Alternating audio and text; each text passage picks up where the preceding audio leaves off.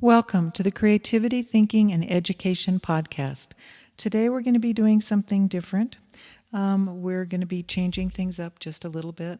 I will be reading The Mystery of the Devil's Gulch, written by Patricia Upczak, your host, because it is the foundation book of a metaphysical mystery series for kids that I write, and I've been asked to have it some form in an audiobook. So I thought I might as well just give it to you in a few chapters at a time. And we'll just, do something different. This book is about the deep in the corners of the Heceta Head Lighthouse. In dust and cobwebs and secrecy lay the secret that might unlock the deep mysteries of the past and the present that Rachel, Peter, Blue Star, and Alice need as they unravel a puzzle that could take all of their unusual talents combined. So let us begin. I think this is going to be fun. It's going to be fun for me to read it because it was written in 2007 for my first grandson.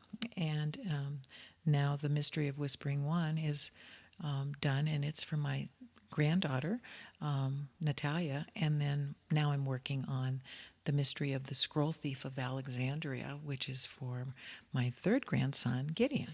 All right, so The Mystery of Devil's Gulch, written by Patricia Rose Upczak and published by Synchronicity Publishing, LLC. Chapter 1. The full moon's light danced across the rippling ocean as the Heceta Head Lighthouse flashed its powerful beam through the darkness. I love lighthouses. I was fascinated by them even before the dreadful accident. Never in my wildest dreams did I think I would end up living in a lighthouse with my grandfather, Captain Gregory O'Toole. There's so much to tell, and maybe so little time to tell it in.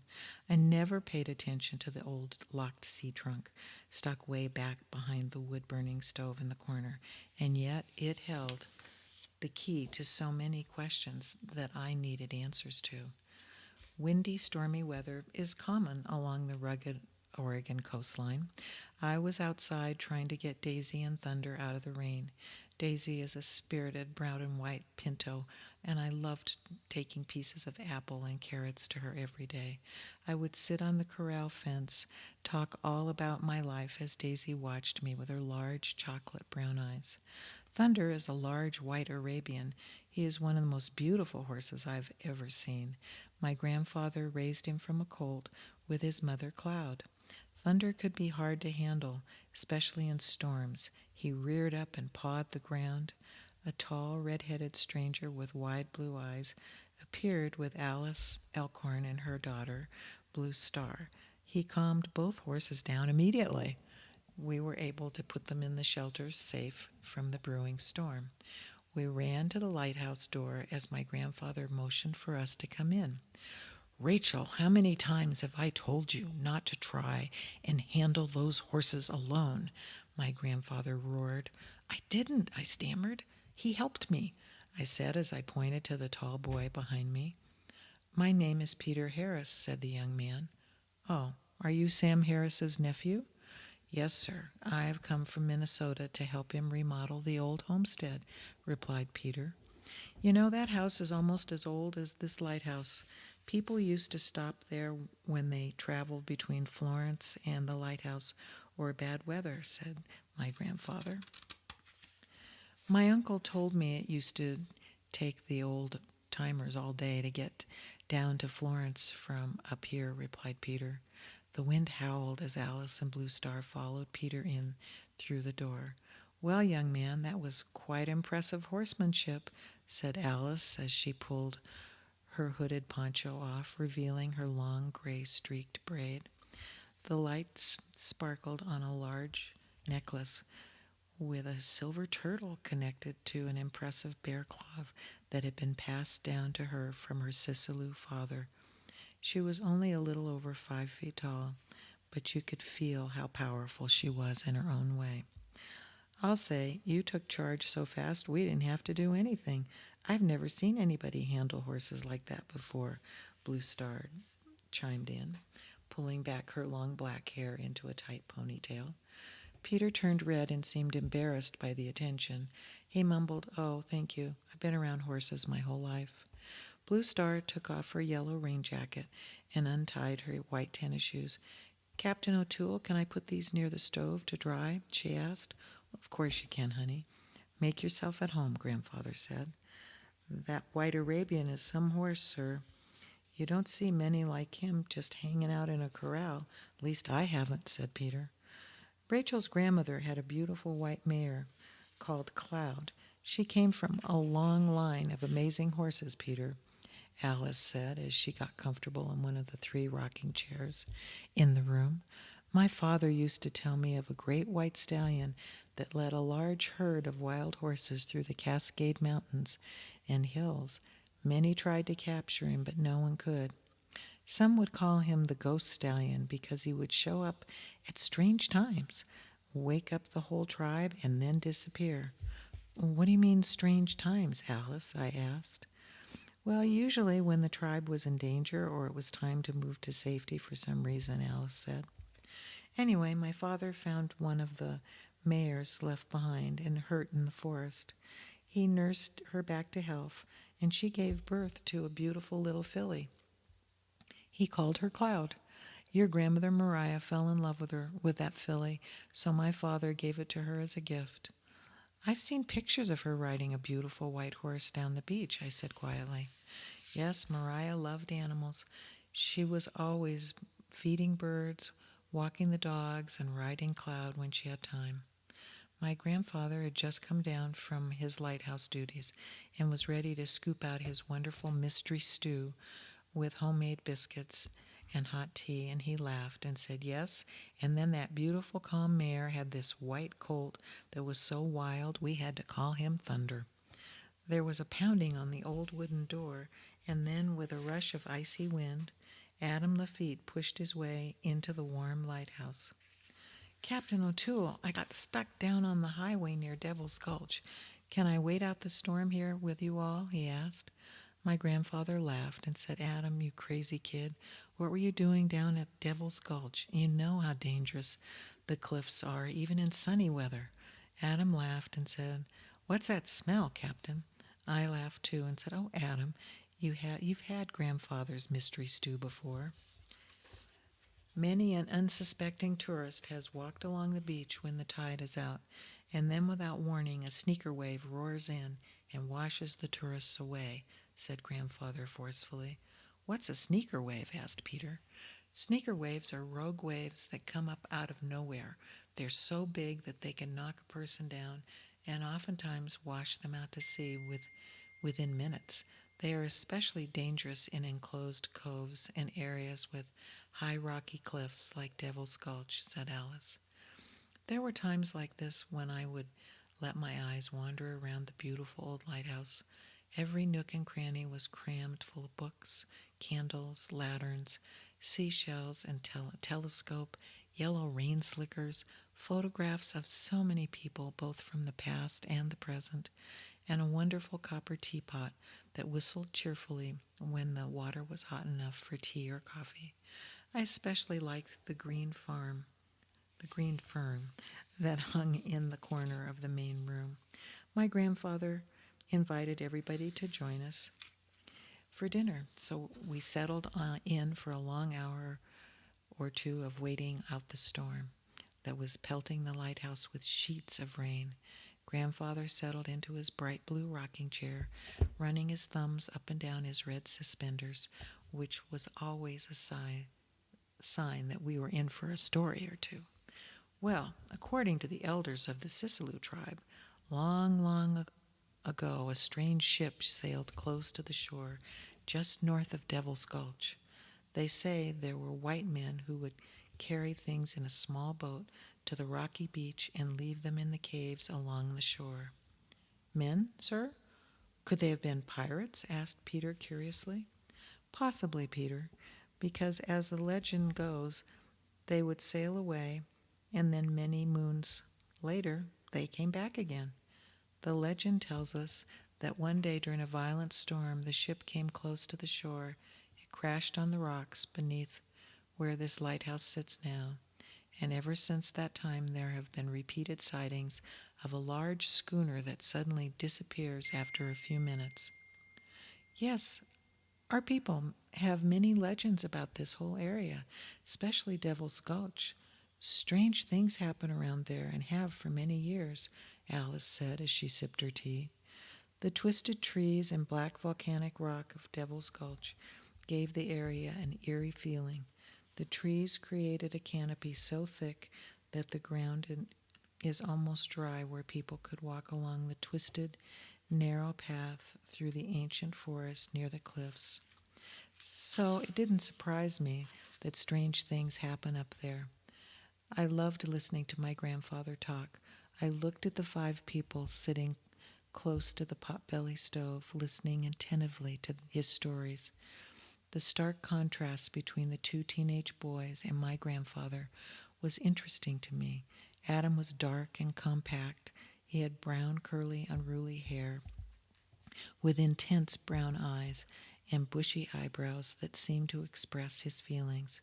I fondly let my eyes trace my grandfather's weather-beaten face, blue eyes, and his shock of white hair. He was a large man, and he stroked his white beard constantly while he was retelling his favorite stories to the boys. His voice boomed even when he spoke softly, and he waved his pipe around every time he was particularly expressive about one of his points in his stories. His trademark to the people in the area was his bright red suspenders and his pronounced limp when he walked fast. Peter seemed more relaxed and at ease with his quiet, studious manner. He was clearly comfortable in his 6-foot frame. He laughed as he ducked in and out of the 130-year-old lighthouse, commenting, "People must have been shorter in the 1800s than they are now." He sat quietly, periodically jotting down notes in a worn leather journal while my grandfather spoke. When he questioned him, he explained, "My dad was a journalist," Peter said with a smile. I tagged along with him whenever he would let me.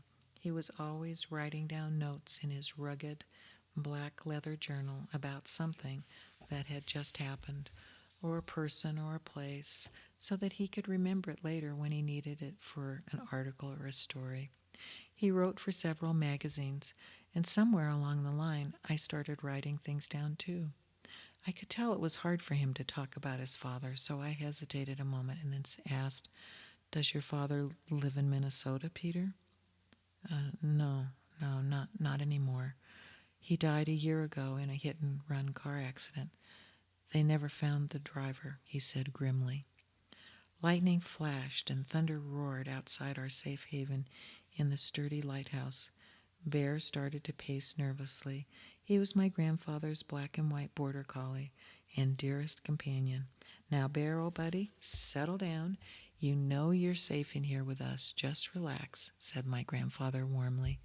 Bear curled up under the small round table next to my grandfather's feet, still looking worried, but quieting down reluctantly. "You know, this weather reminds me of a day just like this one many years ago, when a stranger came knocking on the door. He seemed really out of place. My wife, Mariah, made him sit down and eat something because he looked so tired and disheveled," began my grandfather. "How was he out of place, sir?" asked Blue Star. "Well, at first it was hard to put your finger on it, you know. He just didn't seem to fit in exactly. He talked about San Francisco and the 1906 earthquake like it had just happened a few months before. He was looking for a friend of his, a scientist who'd invented a time machine. At least that's what he said. He talked about time travel and life's possibilities," Grandfather said with a smile. "Oh, come on, Captain O'Toole. You don't believe in time travel," laughed Adam. "Well, he does have several books on it, including H.G. Wells' The Time Machine, here on his shelf," said Peter as he pulled the well-worn book off the bookshelf. "I always wondered about H.G. Wells and his books," Peter said, half out loud and half to himself. "What did you say, Peter?" asked Alice with a quiet knowing in her eyes. "Well, you know, all those books he wrote were so completely outrageous for his time, the 1800s, I think, and yet Now we have almost all the things he described. I wonder how he did that, Peter said, shaking his head slowly. Captain O'Toole, I've never met anyone like you. The people in my family don't believe in anything but cold, hard cash, Adam said with a sort of sadness in his voice. My grandfather gently looked at Adam and said, "Oh, lad, when you've lived as long as I have, you learn that life has so many possibilities. We all make choices every day that create our lives." After Peter and Adam went home, Grandpa and I cleaned up the small kitchen together, singing songs he had taught me as a child. I went to bed and fell fast asleep immediately. The next morning I got up quickly and took a walk with Bear. Along the beach, the caves and the cliffs were shrouded with a heavy gray mist up and down the coastline. The Heceta Head Lighthouse was named for Don Bruno de Heceta, the Spanish explorer and navigator who first saw the extraordinary rugged area in 1775. It was on mornings like this one that it was easy to believe pirates had their treasures along the coast with its surrealistic and spooky shoreline. Many visitors say that they have never seen a coastline as rugged and as majestic as ours.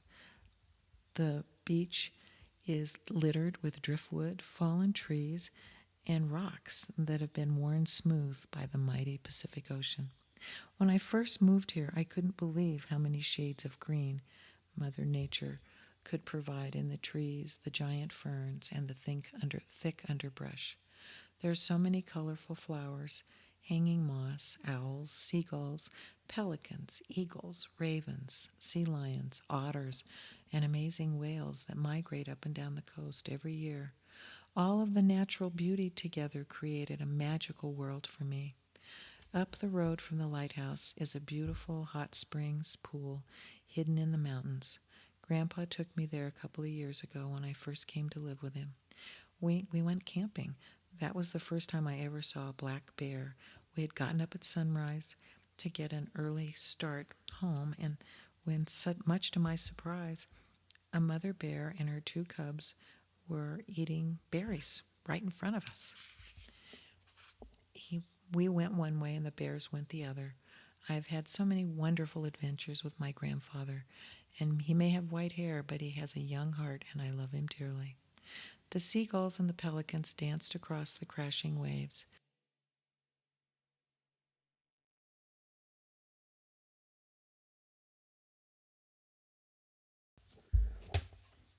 I was aimlessly walking deep in thought when I saw an old green van stopped in front of the lighthouse gate. A strange but familiar tingle went down my spine. I looked around. Coming towards me was a short, scraggly-looking man. His face seemed odd to me. He was waving and smiling, but his gray eyes were small and dangerous-looking under his wire-ringed glasses. He wore a beat-up red baseball cap over his stringy brown hair. "Howdy, miss. I'm just traveling through. My name is Ernie Tyler," he said as he stuck out his hand. I didn't shake his hand. I just felt cold and scared as I said hello. "I read about a pirate's treasure in this area and a lighthouse keeper called Captain O'Toole." "Do you know anything about a treasure or the captain?" he asked. "What? No," I stammered. Just then Bear, our black and white border collie, ran barking and growling up to the lighthouse. I saw two men pulling my grandfather towards the green van at the gate. When I turned around, Ernie Tyler had disappeared. I ran up the beach as fast as I could, but I was too late. The van sped up the road and out of the sight before I could get to the gate. Hysterically, I dialed 911, only to realize that the phone had been ripped out of the wall, and it was dead. The lines had been cut. Tears, fear, and sheer panic gripped me. I just couldn't lose my grandfather, too. Out loud, I just screamed and sobbed. Visions of that dreadful night 2 years before filled my head. I could see my beautiful mother's face and her clear blue eyes laughing at me just moments before the drunk driver crashed into our car, killing both of my parents. She had my grandfather's eyes, My whole body just ached from the sadness that overwhelmed me again, now feeling completely alone with no one to turn to for help. Then Bear's hair bristled and his barking brought me to my senses as I realized someone had opened the lighthouse door, and I was walking up the spiral staircase where I was. I grabbed the fireplace poker to defend myself. "Rachel, are you all right? Where are you?" Peter said as he came up the stairs. "Wait, don't hit me. What happened here? The place looks like a hurricane hit it."